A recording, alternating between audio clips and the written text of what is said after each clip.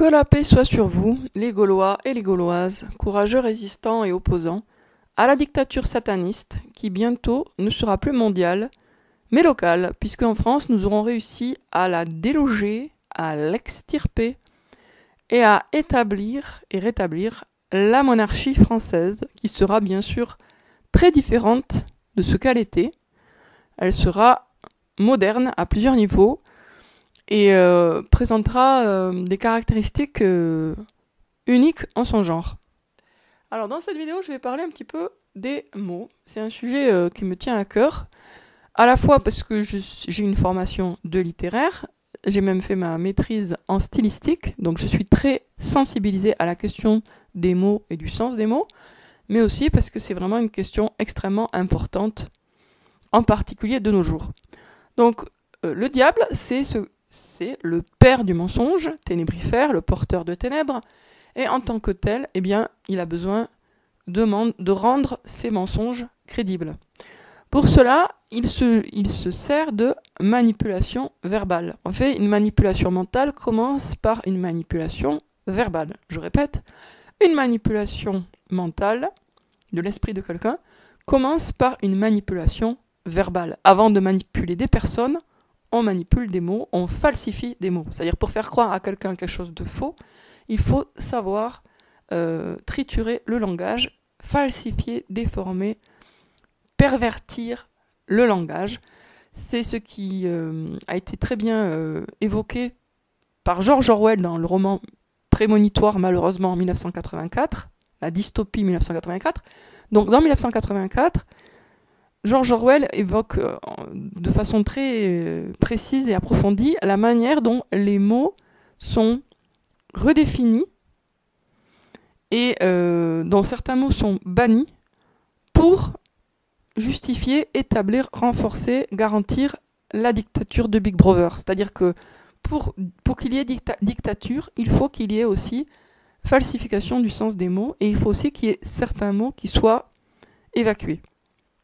Alors, dans le côté redéfinition des mots, on peut donner comme exemple, je ne sais plus quel ministre à la noix, qui a dit récemment « La liberté, c'est la liberté d'obéir au risque d'être puni », un truc comme ça. Donc, il a redéfini la liberté comme étant l'obéissance. Alors que clairement, ce sont deux concepts qui n'ont rien à voir, ou en tout cas pas grand-chose à voir. Donc, liberté égale obéissance sous peine de punitions lourdes ou de peines extrêmement pénibles. Voilà, c'est sa définition à lui. Donc sa définition à lui, c'est pas juste sa définition à lui, c'est la définition de la liberté sous une dictature. Bon, la liberté est redéfinie de telle manière qu'elle devient son contraire. La liberté devient l'esclavage ou une obéissance plus ou moins forcée. Autrement dit, on retombe sur la notion d'esclavage. Donc la liberté devient l'esclavage, son contraire. Donc ça, c'est un exemple de la manière dont, de nos jours, les ennemis de Dieu et nos ennemis à nous redéfinissent les termes pour qu'ils disent le contraire de ce qu'ils sont censés dire, c'est-à-dire de falsifier les définitions des mots. Voilà, ça c'est un exemple. Et donc je vais revenir sur la question de Lucifer, donc c'est une question qui me tient à cœur. Le mot de Lucifer est un mot, dans la mesure bien sûr où on l'applique au diable, qui révèle, trahit, véhicule surtout une idéologie sataniste. Donc on ne doit pas, nous les croyants, utiliser le mot Lucifer. Après c'est normal qu'on puisse l'utiliser par inadvertance parce qu'on n'a pas bien réfléchi à ses implications. Mais logiquement on ne doit pas l'utiliser. Donc quel mot on doit utiliser pour parler du diable ? Ténébrifère. En plus c'est un mot, il existe, il existait au Moyen-Âge, il est tombé en désuétude et dans les oubliettes, tout simplement parce que justement le diable a pris de plus en plus de pouvoir. C'est la seule raison pour laquelle le mot ténébrifère est tombé dans les oubliettes. C'est parce que le diable a plus de pouvoir qu'avant. Donc il a le pouvoir, il a réussi à faire oublier un de ses titres, un de ses noms. Et de même que par exemple, il va chercher à effacer des mémoires ou de l'imaginaire collectif ou de la mémoire collective les noms de Dieu, le miséricordieux, etc. L'éternel, le miséricordieux qui fait le lien avec Dieu de nos jours. Enfin, c'est devenu des mots rares. Aussi peu de gens parlent par exemple de l'éternel ou du miséricordieux. Pourtant, ce sont des noms de Dieu qui existent depuis des siècles en français. l'éternel, le miséricordieux. Il y en a d'autres, mais bon, ceux-là, le vivant qui ne meurt jamais, bon, ça c'est plutôt traduit de l'arabe, mais enfin, c'est valable aussi. Mais enfin, dans la culture chrétienne française, il y avait quand même, ça c'est sûr, l'éternel et le miséricordieux, et ce sont deux mots qui sont un peu passés à la trappe. Donc le diable travaille beaucoup sur le vocabulaire, il cherche à supprimer certains mots, ce qui devient évident quand on compare un dictionnaire ancien avec un dictionnaire actuel. Moi par exemple, j'avais fait un peu cet exercice de comparer une édition du Larousse du début du XXe siècle, genre 1910, avec une édition moderne, un dictionnaire moderne, et on voit par exemple comment le mot âme, qui était utilisé dans beaucoup de définitions, donc qui était souvent utilisé dans le dictionnaire, a quasiment complètement disparu. Donc la notion, même le concept de âme, et le mot qui va avec, bien sûr, hein, le concept et le mot, ça va ensemble, ont été passés à la trappe. Alors qu'il était utilisé dans ce dictionnaire qui a 2 siècles à peu près, pour définir d'autres notions, d'autres mots, d'autres concepts. Donc le mot âme, il est fondamental pour échapper ou sortir du matérialisme athée. On a besoin de cette notion d'âme, de ce mot d'âme. Donc le mot ténébrifère, le nom du diable, est très utile aussi, et moi je trouve que c'est important de l'utiliser régulièrement pour sensibiliser les gens au diable. À qui est le diable? C'est le porteur de ténèbres. Donc il est important, chaque fois qu'on entend le mot Lucifer, de dire non, le diable ne s'appelle pas Lucifer, il s'appelle ténébrifère. Ça c'est un petit travail sur le vocabulaire, mais qu'il est important de faire, parce que si on ne gagne pas la bataille du vocabulaire, on ne gagnera pas d'autres batailles. C'est une bataille, on va dire, une des premières batailles à gagner. Donc on doit, nous les croyants, faire attention aux mots qu'on utilise, et utiliser de façon consciente et délibérée les mots qui nous aident. Donc comme je disais, âme, par exemple, qui existe depuis toujours, mais qui a été un peu effacée, même beaucoup, âme, éternel, miséricordieux, et, pour parler du diable, ténébrifère. Alors maintenant, je voudrais parler aussi du mot antichrist et antéchrist. Donc il y a 2 mots qui se différencient à peine, hein. C'est juste qu'il y en a un c'est anté et l'autre c'est anti.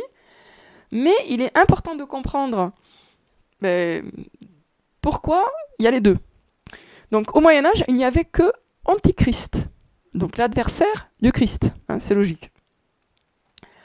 Or, aujourd'hui, antichrist a été complètement, quasiment remplacé par antéchrist.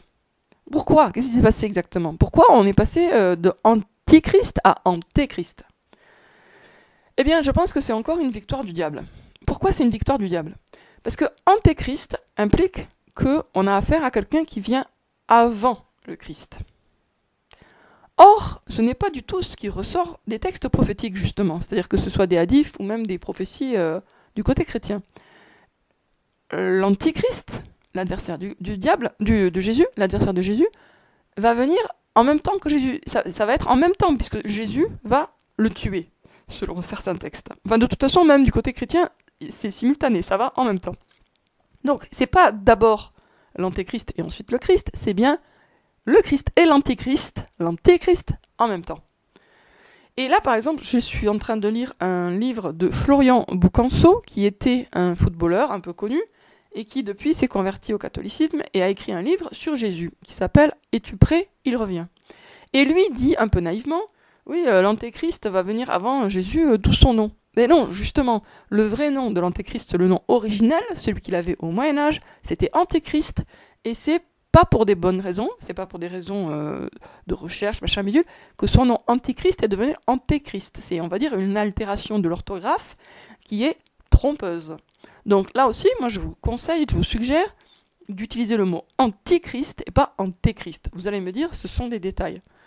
Oui et non, parce que comme je vous disais, nos adversaires, nos ennemis, eux, ils travaillent, ils fignolent tous ces petits détails, ils font très attention au sens des mots qu'ils emploient, ils choisissent avec soin leur vocabulaire pour que leur vocabulaire les aide à atteindre leurs objectifs. Nous, on doit faire pareil, on doit être très attentif au sens des mots et utiliser les mots justes, ce qui nous aide à faire avancer notre cause, qui est celle de la vérité. Donc l'antéchrist, c'est pas l'antéchrist, il s'appelle bien Antichrist, et il va être là en même temps que Jésus, en même temps. Donc c'est pas un antéchrist, c'est un antéchrist, et en plus il ne prépare pas, il n'annonce pas la venue de Jésus puisqu'il est son adversaire. Donc le mot juste, c'est bien antichrist et c'est bien ce mot-là qui était utilisé au Moyen-Âge. Donc il n'y a pas de raison, il n'y a pas de bonne raison, il n'y a pas de raison valable, intellectuellement valable, de remplacer antichrist par antéchrist, il faut rester avec antichrist. De la même manière, il n'y a aucune raison valable d'utiliser le mot Lucifer, il faut utiliser le mot ténébrifère, parce que le diable, c'est quelqu'un qui apporte les ténèbres, pas la lumière, c'est Dieu qui apporte la lumière. Et si vous êtes croyant, vous êtes forcément d'accord avec moi sur ce point. Donc utiliser le mot Lucifer, c'est lui faire beaucoup trop d'honneur, et c'est accepter l'illusion que le diable pourrait apporter du positif. Ce n'est pas le cas. Le diable apporte toujours du négatif, de la mort, des mensonges, de la souffrance, etc. pour tout le monde. Donc, c'est ténébrifère et pas Lucifer. C'est antichrist et pas antéchrist. Voilà. Ensuite, pour ceux parmi vous qui sont chrétiens, et je suppose quand même qu'il y a des chrétiens qui écoutent ma chaîne aussi, même s'ils ne sont pas très nombreux, je vous conseille de lire « Es-tu prêt ? Il revient » de Florian Boucanceau, qui a fait un travail de recherche fort intéressant. Alors moi, je ne suis pas convaincue par toutes ces sources, c'est-à-dire il s'appuie sur des sources qui pour moi n'en sont pas forcément. N'empêche que sa réflexion est intéressante et pertinente.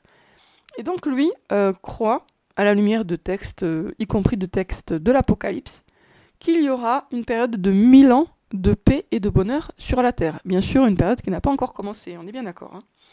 Et entre autres textes, il y en a plusieurs, il s'appuie sur un passage de l'Apocalypse que je vais vous lire. Alors, je reprends cet enregistrement après une coupure et je sais absolument pas en fait où ça a coupé, j'arrive pas à réécouter, bon, c'est pas très grave. Donc, je vais simplement vous dire ma petite conclusion. Je sais pas du tout, enfin, c'est un peu dommage, mais je sais pas ce que j'ai dit juste avant puisque ça a coupé et que je ne peux pas réécouter. Bref, donc le livre de Florian Boucanceau, Es-tu prêt ? Il revient, est un exposé sur le retour très probable de Jésus dans les années qui viennent, d'ici, selon lui, 2030. Et il évoque l'idée que après les catastrophes qui arrivent, là, très bientôt, il y aura une période de paix de 1000 ans. Pour dire ça, il s'appuie sur la Bible, en particulier des passages de l'Apocalypse, et sur l'interprétation assez simple, on va dire, qui en a été faite par les premiers pères de l'Église. Après eux, après les premiers pères de l'Église, il y a eu d'autres pères de l'Église qui ont donné des interprétations beaucoup plus métaphysiques, symboliques, allégoriques, gna gna gna gna gna gna. Alors ça, sur ce point-là, indépendamment de la question de savoir si les textes de l'Apocalypse sont véridiques ou pas, moi je suis persuadée que quand on se met à interpréter de façon trop symbolique des textes qui ont un sens littéral évident, et surtout quand on cherche à remplacer l'interprétation symbolique, quand on cherche à remplacer l'interprétation littérale par une interprétation symbolique, on s'égare. C'est-à-dire que quand le texte a un sens bien clair, et qu'il n'y a pas une raison vraiment évidente et majeure de refuser son sens littéral, on doit accepter son sens littéral. Ça, c'est mon point de vue. Et je suis persuadée que plus on cherche à tout prix à refuser le sens littéral au profit d'un sens allégorique, plus on s'éloigne de la vérité. Donc je suis assez d'accord avec la démarche de Florian Boucanceau, qui lui considère que ce dont il est question par exemple dans l'Apocalypse en termes de 1000 ans de bonheur, etc., c'est à prendre au sens littéral. Après, est-ce que le texte de l'Apocalypse est authentique ou pas ? Ça, je ne me prononce pas. Mais en tout cas, sur l'idée qu'il faut interpréter les choses en les prenant un peu au pied de la lettre, je suis d'accord avec lui. Parce que souvent, c'est pour des mauvaises raisons qu'on cherche à s'éloigner du sens littéral. Bon. Voilà, donc je ne sais pas ce que ça va donner cette vidéo, puisqu'il va y avoir un trou au milieu. Je vous dis à très bientôt les amis, et bon courage pour la fin du monde et la fin des temps.